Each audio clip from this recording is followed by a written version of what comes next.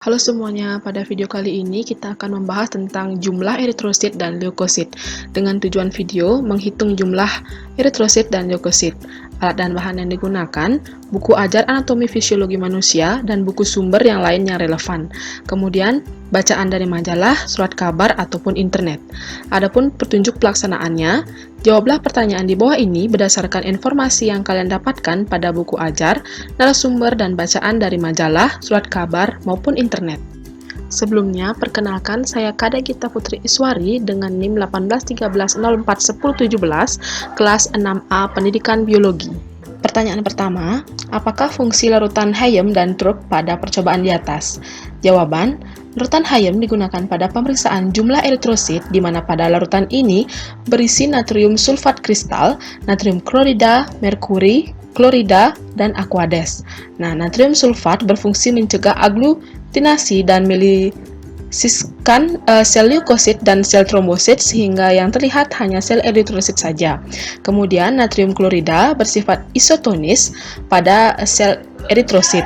Merkuri klorida berfungsi melisiskan sel trombosit dan sel leukosit, sehingga yang terlihat hanya sel eritrosit saja. Sedangkan pemeriksaan jumlah eritrosit menggunakan larutan Trupp. Nah, larutan ini merupakan bahan pemeriksaan leukosit manual dengan komposisi gentian violet, asam asetat glasial, dan aquades. Nah, asam asetat glasial pada larutan Trupp berfungsi melisiskan eritrosit dan mempunyai kandungan asam dengan pH 2,4. Sedangkan gential violet berfungsi sebagai pemberi warna sehingga leukosit tampak jelas. Larutan modifikasi yang digunakan pada pemeriksaan hitung leukosit dengan komposisi air perasa jeruk nipis, gentian violet, dan aquades. Pertanyaan kedua yaitu faktor-faktor apakah yang mempengaruhi jumlah eritrosit dan leukosit seseorang? Jawabannya, faktor yang mempengaruhi jumlah eritrosit yaitu faktor internal dan faktor eksternal. Yang pertama ada faktor internal. Pertama, faktor usia. Semakin bertambah usia, maka semakin rendah jumlah eritrosit yang ada pada dalam darah. Yang kedua, asupan gizi. Bila jumlah asupan gizi kurang, otomatis jumlah zat besi ataupun zat-zat lainnya akan berkurang juga dalam bentuk jumlah yang lain. Nah, sel yang ada dalam seperti eritrosit dan leukosit. Ketiga, status gizi. Apabila seseorang diriwayatkan kekurangan zat besi, secara tidak langsung berarti orang tersebut tidak menutup kemungkinan terjadi gejala anemia, di mana anemia ini adalah seseorang kekurangan darah serta sel-sel yang ada dalam darah. Yang terakhir ada jenis kelamin.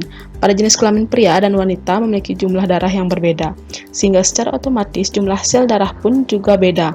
Bisa kurang maupun lebih, tergantung dari jumlah berapa banyak jumlah yang dikonsumsi tiap harinya seperti konsumsi zat besi, di mana bila kekurangan zat besi, maka jumlah darah serta sel akan menurun. Yang kedua ada faktor internal, eksternal. Pertama, kualitas alat. Jika kualitas alat jelek, maka tidak menutup kemungkinan hasil yang dikeluarkan tidak valid sehingga akan mempengaruhi hasil. Yang kedua, proses homogen.